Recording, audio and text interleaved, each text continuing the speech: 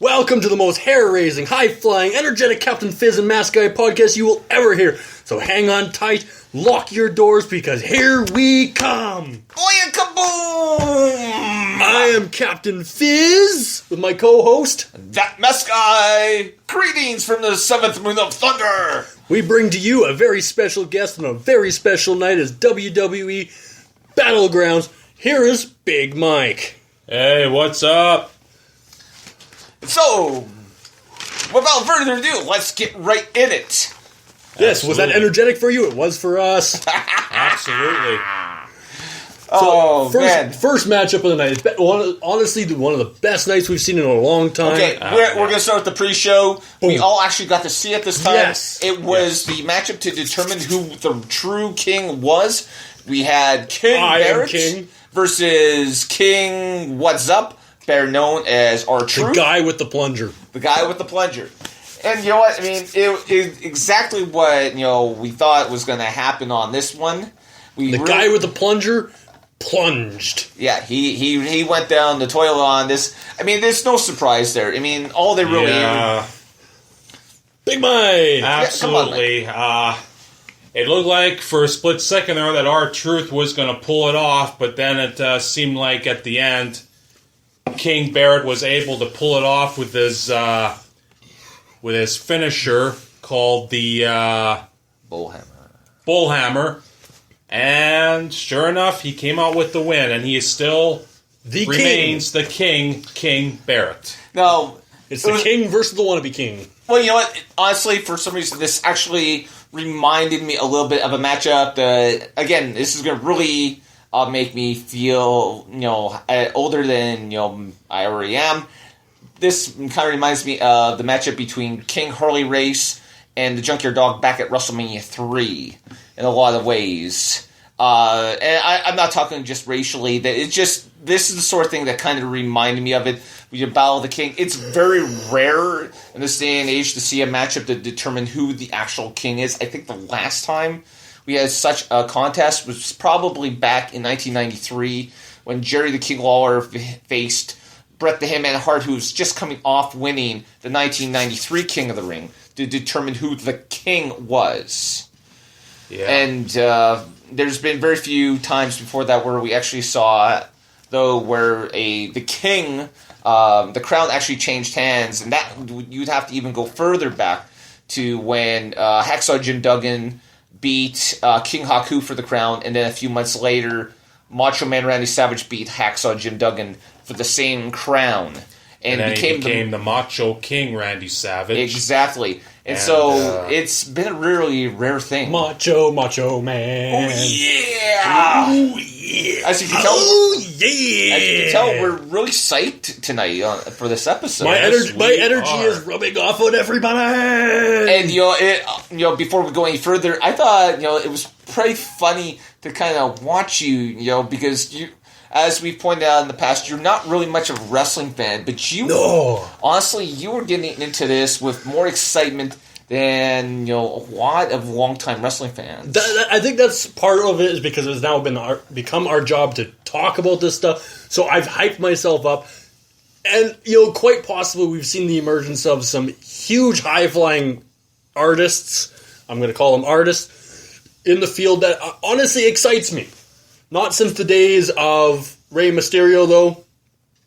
But first match of the night, obviously, was Sheamus versus Randy Orton. Of the actual pay-per-view. Special event, as Vince McMahon seems to prefer it. Screw Vince McMahon. He has no place on this show.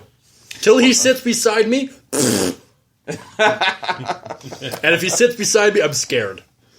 I would be, definitely. Yeah, so this is a spoiler show. Honestly, is a very powerful man, I will admit. I'll beat him. So anyways, this is a spoiler show. If you have not seen the show, you should not be listening to us. If you are listening to us and you haven't seen the show, please turn us off. Or watch us and then watch the show anyways, because who cares? If you have seen the show and you are watching or listening to us, thank you for tuning in afterwards. You've obviously been seeing our tweets. Thank you. So... Sheamus versus Randy Orton. Obviously, Randy Orton came out with a victory tonight. Thoughts, Big Mike? Big Mike. Wow, I cannot say too much energy. Yeah, Well, you're really it was a very classic match. Randy Orton came out on top, and I was saying earlier that they actually feuded once before in the past, back in 2010. Their very first matchup was at the Royal Rumble 2010. I believe I remember that one. Actually, I think you may be off, Mike, because I seem to recall them actually having matches even before then. I seem to remember them even having a Hell in a Cell match a few months earlier, if I remember correctly. But, I mean, that was within... I mean, Sheamus is one of those guys, it's, quite amazing.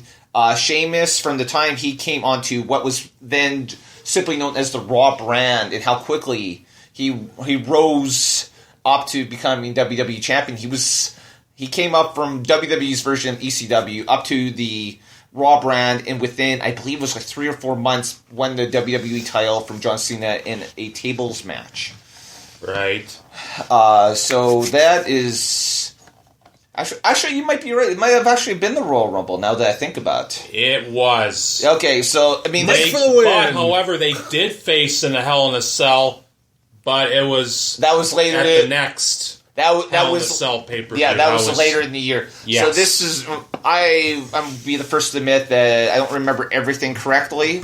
So, I mean, that is definitely point one to Big Mike here.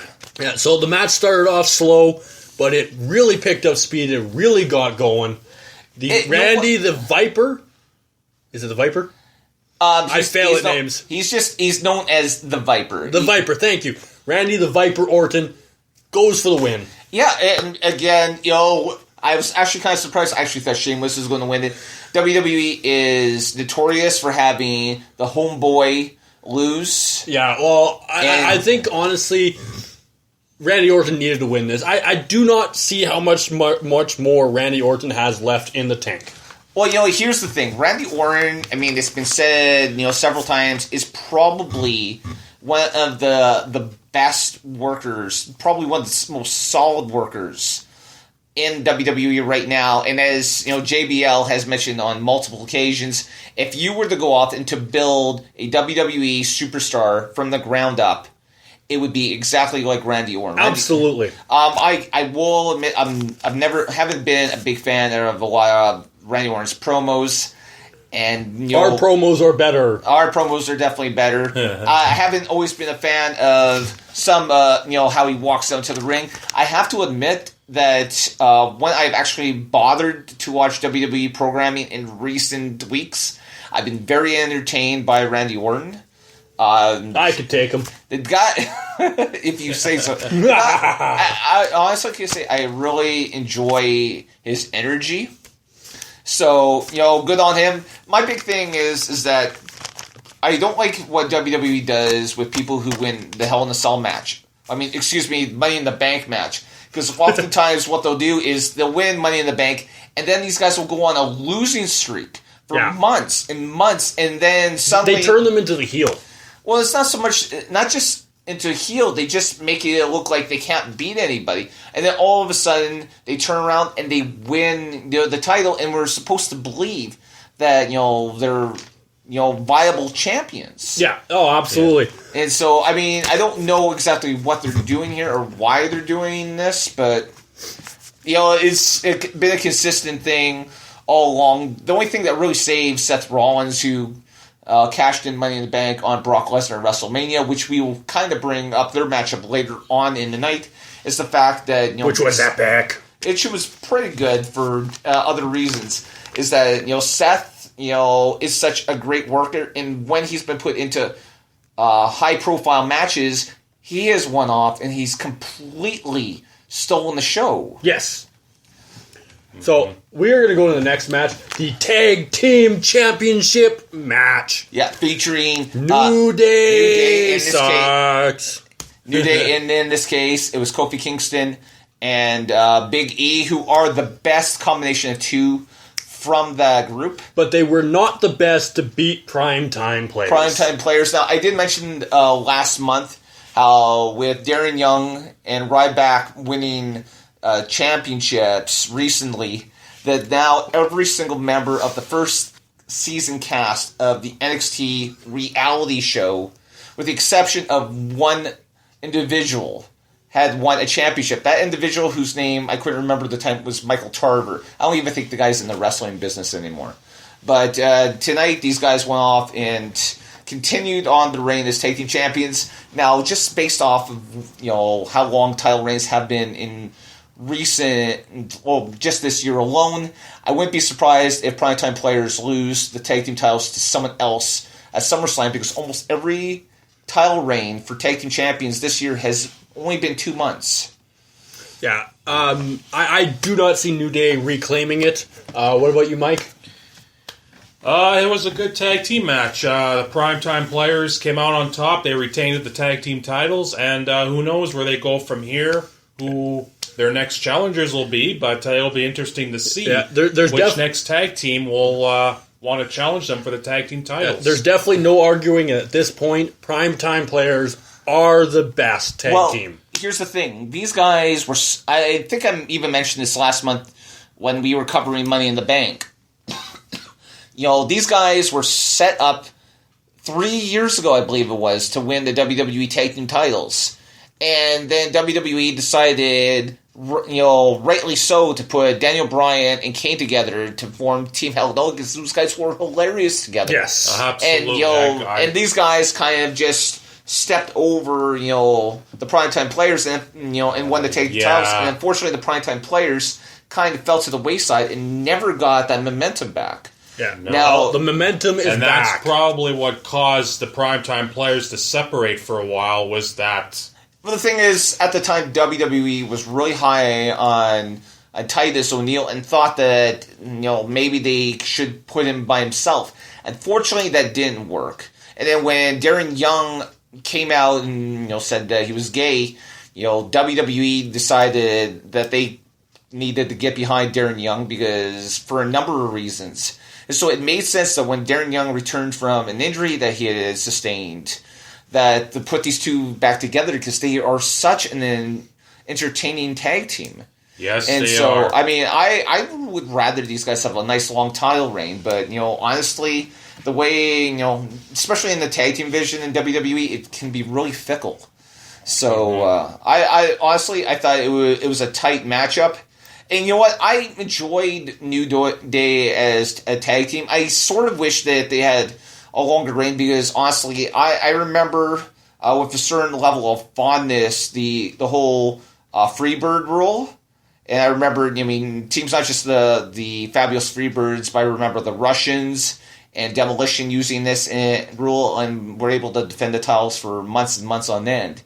Absolutely. And then, they just have Primetime Players, take the titles off New Day after only 2 months, which to a certain level seems a little, unfair. I agree. But, you know what? Shall we do the cheer? You want to do... Oh, absolutely. All right, here we go. Mike. 1, 2, 3. New Day sucks. New Day sucks. New Day sucks. Awesome. We had to include that. So we're going to go to probably... This is the part of the show where the matches get better and better. Roman Reigns versus Bray Wyatt. Hey, here's a match. I actually tweeted before the match that, WWE has so mishandled Bray Wyatt. And I challenged WWE to prove me wrong. And they did tonight. I actually remember... before he continues, I want to come out and say this. I was the only one of the three of us to call this match right.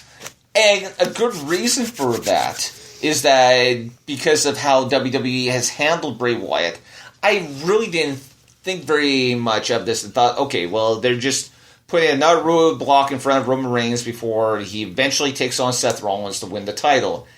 And so I thought, okay, that's what's going to happen. And I honestly thought at the time that we would see Roman Reigns versus Seth Rollins for the title at SummerSlam. At this point, it doesn't seem likely. Now, Mike, I wanted to point out, you and I, we met earlier in the afternoon, and on our way here to Studio B, Studio B. We went off, and you were asking, whatever happened to Luke Harper, and